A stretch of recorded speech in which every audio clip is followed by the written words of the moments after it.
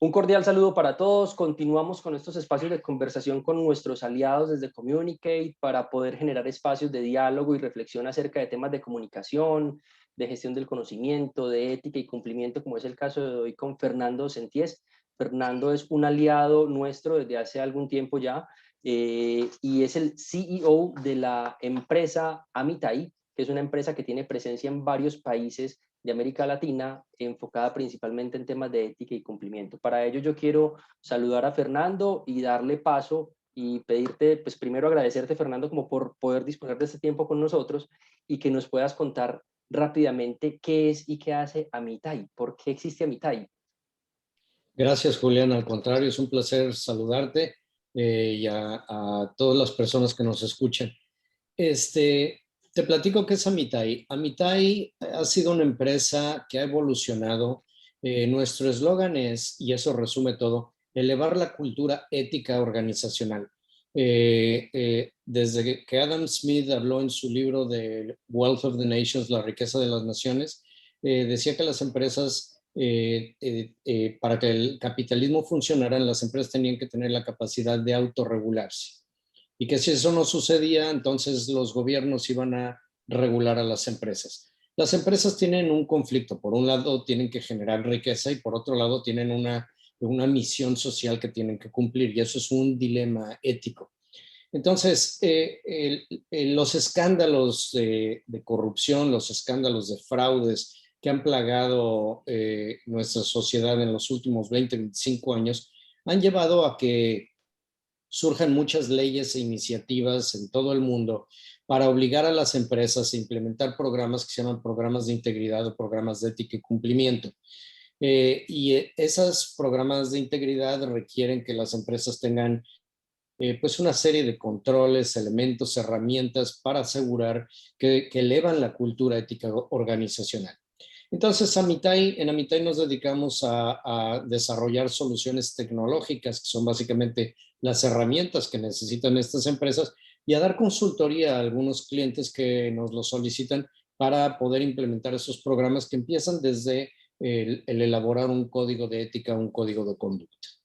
Buenísimo, Fernando, muchas gracias. Y hoy entonces, relacionado con eso, que ya tiene que ver todo con ética y cumplimiento, la idea es que podamos conversar en estos minutos un poco sobre los riesgos que tienen las empresas derivados de la pandemia y del trabajo en casa, ¿no? Que no son asuntos menores que tienen que ver y que impactan un poco también, no solo en los procesos de las organizaciones, sino también en esos comportamientos de las personas que pueden llevar a que se cometan o se tomen decisiones quizás no muy adecuadas de acuerdo como por las condiciones actuales. En ese orden de ideas, Fernando, ¿por qué se hace necesario o por qué es necesario que hablemos en medio de una pandemia sobre cómo puede afectarse o cómo puede verse afectado el sentido de responsabilidad, de ética y de cumplimiento tanto en las empresas como en sus colaboradores?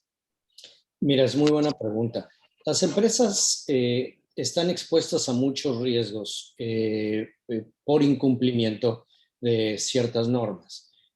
Una de las cosas que más les preocupa a las empresas es que ya sea sus empleados o aliados de negocio puedan hacer cosas que son contrarias a su marco jurídico o a su código de conducta o a sus políticas internas y que les pueda traer problemas, una investigación de una autoridad y problemas de ese tipo. Entonces, por eso existen precisamente los compliance officers y las áreas, todas las áreas de la empresa que tienen que ver con esas áreas de cumplimiento para tratar precisamente de reducir los riesgos. Ese es el objetivo de implementar esos programas de integridad. Pero eso se agravó mucho con la pandemia precisamente porque cuando las empresas empezaban a sentir que tenían un poco el control de esas situaciones, de los controles que tenían que implementar, viene la pandemia y nos dispersa a todos. Y eso trae varios problemas adicionales a las empresas. Uno tiene que ver, por ejemplo, con el no tener a la gente, digamos, en centros de trabajo donde había un poco más de control sobre las actividades que realizaban y genera nuevos riesgos. Por ejemplo, riesgos de ciberataque. Pero también arruinó los programas que tenía la empresa de comunicación y capacitación para los empleados en temas de integridad. Entonces, hizo la labor de los oficiales de cumplimiento mucho más difícil y apenas están empezando a resolver las situaciones. Y hay que entender que aun cuando se termina la pandemia, difícilmente alguien puede ver que el futuro del trabajo vaya a ser como era antes de la pandemia. Yo creo que va a ser un híbrido y las empresas tienen que ajustar sus programas de integridad a esa nueva situación, a esa nueva realidad para reducir sus riesgos. Fernando, en ese sentido, ¿qué rol o qué papel, qué tan importante, más bien que el rol, qué tan importante entonces son las herramientas? Comenzamos diciendo que parte de lo que hace Mitaí es también ese desarrollo de herramientas tecnológicas para el tema de ética y cumplimiento, pero entonces hay que pensar en nuevas herramientas o más que la herramienta es la forma y la estrategia en la que se aborden estos nuevos planes, tal vez. Sí, mira, las herramientas, lo que hacen las herramientas tecnológicas es ayudarnos a poder tratar de tener un poco más de ese control que se tenía antes cuando estaban los colaboradores en los centros de trabajo. Tal como sucedió, por ejemplo, con estas plataformas de telecomunicación que antes las usábamos en caso necesario y ahora son la forma normal de trabajar para ti, para mí, para toda la gente. Entonces, de esa misma forma que usamos estas herramientas y otras herramientas, como por ejemplo herramientas que pueden ir desde el control de ingreso y salida de los empleados para ver que cumplen con sus horarios. Nosotros en las herramientas que usamos, por ejemplo, y dos que tienen mucha relación con esto de los programas de integridad en la pandemia, son, por ejemplo, las líneas de denuncia y el sistema de comunicación, precisamente el de Communicate, para que las empresas puedan estar en contacto en tiempo real con todos sus colaboradores y poder seguir adelante con sus programas de comunicación en temas de integridad, de nuevas políticas que la gente tenga que conocer, capacitación en temas de integridad que tienen que hacer periódicamente. ¿Sí me explico? Y estas herramientas ayudan muchísimo a recuperar un poco ese control que deben de tener. Mencionaste el tema de horarios y demás, pero ¿qué pasa entonces, Fernando, cuando estamos hablando de trabajos también que más que el cumplimiento de un horario, se trabaja por el cumplimiento de objetivos? ¿Debe funcionar diferente o cómo un poco se hace uso de las herramientas para este tipo de gestión de trabajos? Bueno, no, sin duda creo que lo más importante para las empresas es el cumplimiento de objetivos de la gente. El punto es que dependiendo, sobre todo en Latinoamérica, dependiendo la ley de los diferentes países, hay que cumplir con ciertos compromisos que tiene la empresa y que tiene el empleado bajo un contrato de trabajo. Entonces, sí, por supuesto que lo más importante es cumplir con las funciones y objetivos que tiene cada persona, cada rol, pero también es importante poder observar el cumplimiento de esos compromisos laborales que hacen tanto el colaborador como la empresa misma. De acuerdo. Y ahí, Fernando, ¿cómo entra la comunicación? La comunicación en estos casos, cuando estamos hablando del uso de herramientas para el diseño de estrategias de ética y cumplimiento y demás, entra a jugar un rol más pasivo, entra al final de esos procesos, debería ser transversal. ¿Cómo entra a jugar ahí la comunicación y qué tan importante puede llegar a ser? No, es básica, es elemental. La mayoría de las empresas con las que nosotros trabajamos están pensando en regresar a un modelo híbrido de trabajo, donde la gente va a trabajar parcialmente desde casa y en ocasiones irán a centros de trabajo, ya sean coworks o oficinas, cuando tengan que hacerlo. Y cada empresa, dependiendo los roles y la naturaleza del mismo trabajo, pues lo hará de manera diferente. La comunicación es elemental porque estas herramientas lo que te permiten es precisamente estar en contacto en tiempo real con todos tus colaboradores como si estuvieran en sus centros de trabajo, ¿sí? Entonces, estas herramientas te permiten mandar un mensaje a ciertos grupos dentro de la empresa, ya sean sucursales o áreas específicas de la empresa en tiempo real y mandar mensajes, por ejemplo, de cumplimiento de una política, una capacitación. Por ejemplo, nosotros hemos estado en cursos de capacitación sobre la línea de denuncia en algunas empresas y usamos esta herramienta de comunicación para hacerle saber a toda la gente que están dispersas por todo el país o diversos países, Ujú. cuándo va a ser la capacitación, qué temas se van a abordar, etcétera. Entonces te mantienes en tiempo real con todos tus colaboradores sin importar en dónde estén trabajando, desde dónde estén trabajando. Ujú. Fernando, la cultura organizacional, la cultura de la empresa, ¿qué tanto puede verse afectada o modificada a partir de las nuevas dinámicas del trabajo en casa y de la pandemia? Este puede ser quizás uno de esos riesgos que traen estas nuevas formas de trabajo. Sí, es una gran pregunta y un buen punto que apenas se está empezando a brotar en muchas empresas porque se empiezan a dar cuenta de que todo es esa cultura sobre la que estuvieron trabajando, sobre todo en las áreas de desarrollo organizacional ampliamente, se vieron afectadas, suspendidas en el mejor de los casos por la nueva realidad del trabajo. Ujú. Entre otras cosas porque ya no hay la misma interacción entre los grupos de trabajo y ese contacto humano también es importante. Me explico porque no es lo mismo reunir equipos de trabajo a través de estas herramientas electrónicas de comunicación, cómo hacerlo presencialmente. Entonces, precisamente por eso las empresas están empezando a buscar programas híbridos que permitan, como te decía, tanto encontrar un mejor balance trabajo, familia en sus colaboradores después de esta experiencia de un año, 3 meses bajo la pandemia, pero sin perder toda la riqueza que tienen en su cultura, porque todas esas culturas organizacionales están basadas en una misión, en una visión y en valores que se comparten. Entonces, las empresas tienen que asegurar que esa misión y esa misión, esa visión y esos valores no se pierdan en el individualismo de la gente trabajando desde casa, ¿no? Ahí, Fernando, gran parte de lo que se promueve de la cultura en la organización se genera también es a partir del encuentro con los otros, ¿no? De la interacción, de cuando me reúno a trabajar con algún compañero o compañera, cómo a partir del ejemplo o de lo que veo de cómo funcionan o cómo se hacen las cosas, también voy aprendiendo y adquiriendo un poco como esos rasgos o esas características propias de la cultura. La presencialidad lo facilita y obviamente pues uno también desde las áreas de comunicaciones ha procurado generar o diseñar algunas estrategias que apoyen también esos espacios con los diferentes canales.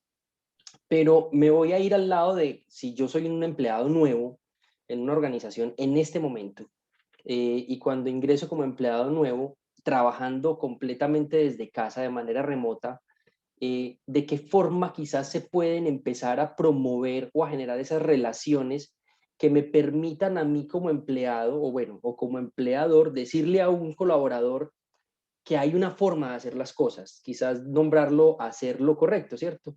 Eh, ha habido a partir de esta experiencia de la pandemia también y de estos riesgos, algunas maneras de uno empezar a identificar también unas nuevas maneras de transmitir esa cultura más allá del uso de algunas herramientas. Sí, mira, esto es algo nuevo que te digo, apenas las empresas están empezando a generar mecánicas para llevarlo a cabo, para recuperar la cultura si se ha debilitado un poco. Por definición, la cultura, una cultura organizacional, es el conjunto de valores compartidos de un grupo. Y entonces, efectivamente, cuando ese grupo deja de ser un grupo integrado y solo trabaja de manera individual conectados a través de una herramienta tecnológica, se pierde mucho de eso. Entonces, si las empresas están empezando a trabajar en nuevos mecanismos o diferentes, usando el ejemplo que tú ponías de un empleado nuevo que se integra a una empresa, pero ya no tiene la oportunidad de ingresar a las oficinas y conoce a la gente. Yo creo que las empresas, y es lo que nosotros hemos visto y es lo que hemos recomendado, están haciendo programas de inducción mucho más robustos, donde ese plan de inducción no solo se refiere al conocimiento del puesto y del equipo de trabajo y desarrollar las competencias más indispensables, sino precisamente entender, estando fuera de la oficina, cuál es la misión de la empresa, cuál es la visión de la empresa, cuál es el rol de esta persona dentro de esa mecánica, de esa organización grande o pequeña que pueda ser la empresa. Nosotros mismos, dentro del mismo mitad, y así lo hacemos y así lo recomendamos con nuestros clientes. Hacemos inducciones y presentamos a la gente y le explicamos quién es cada persona, qué rol juega dentro de todo este mecanismo. Y este es solo el principio, ¿no? El otro, te digo yo, en el que están trabajando las empresas, es en encontrar cuál es su fórmula, porque es una fórmula diferente para cada empresa, pero la fórmula correcta para encontrar esa forma de trabajo híbrida que permita cierto trabajo individual desde casa o desde donde la persona se ubique, pero también tener esos encuentros grupales, trabajo en equipo, reuniones para poder mantener esa cultura y que cada bien cuando se vaya, pues se lleve claro cuáles son las ideas, los mensajes claves que deben de permanecer transversales a través de toda la empresa y todos los colaboradores, independientemente de dónde esté.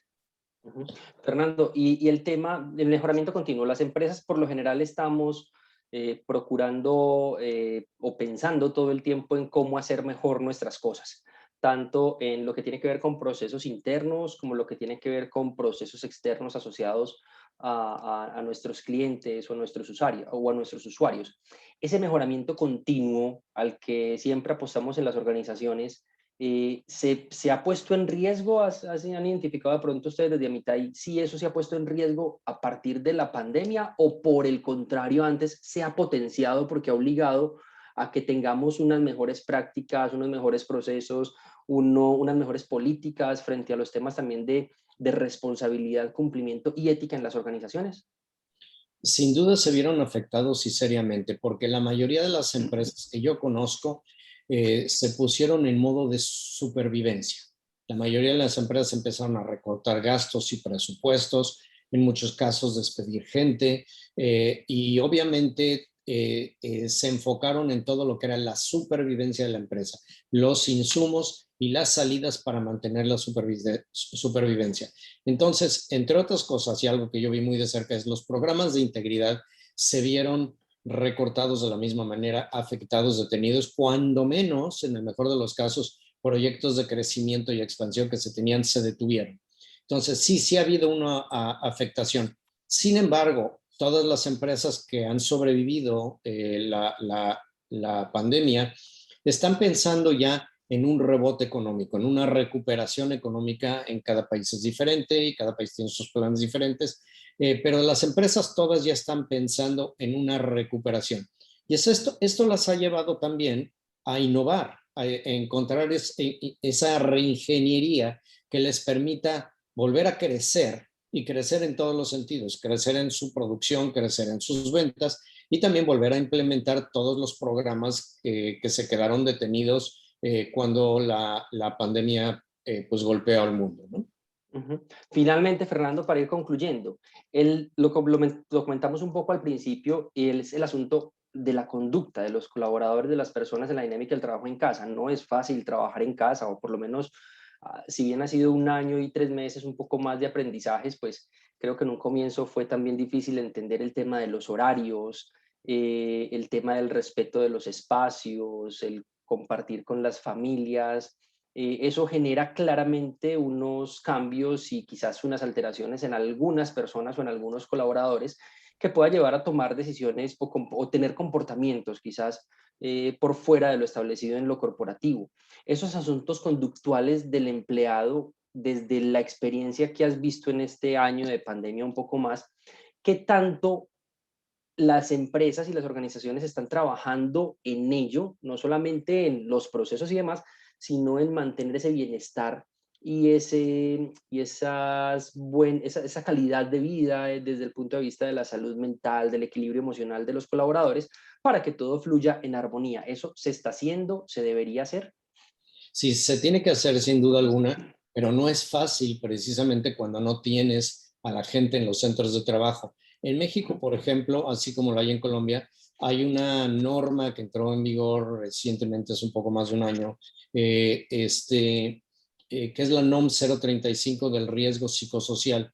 Esa norma salió y se pensó y se llevó a cabo pensando en que la gente estaba en centros de trabajo.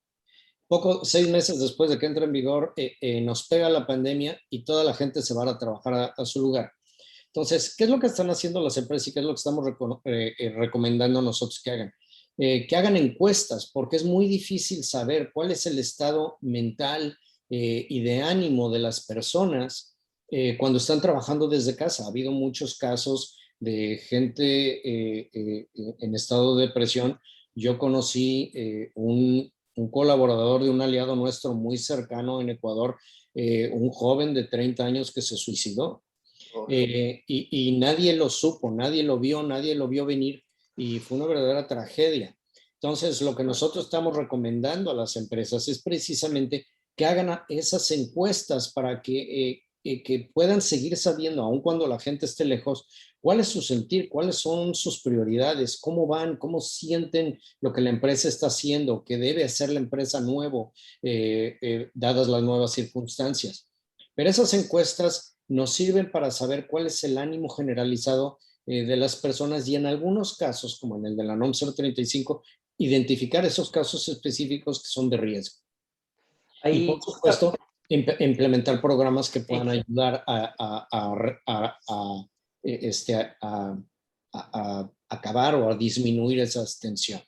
Exacto, ahí con eso que dices, Fernando, como para complementarlo y ya cerrar con eso, ¿cuáles son entonces, adicional a este que acabas de mencionar, esos riesgos más recurrentes derivados de la pandemia y el home office a los que las empresas deban prestarle especial atención y generar estrategias para ello? Uno o dos más adicional al que nos acabaste de mencionar, como para decirle a las organizaciones, oigan, cuidado con esto.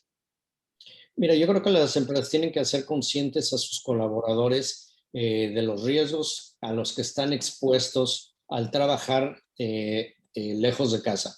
Las personas, si no cuidan el involucrarse en ciertas conductas que pueden ser antiproductivas de falta de probidad, pueden verse involucradas en responsabilidad civil o hasta penal si cometen algún tipo de delito por hacerlo.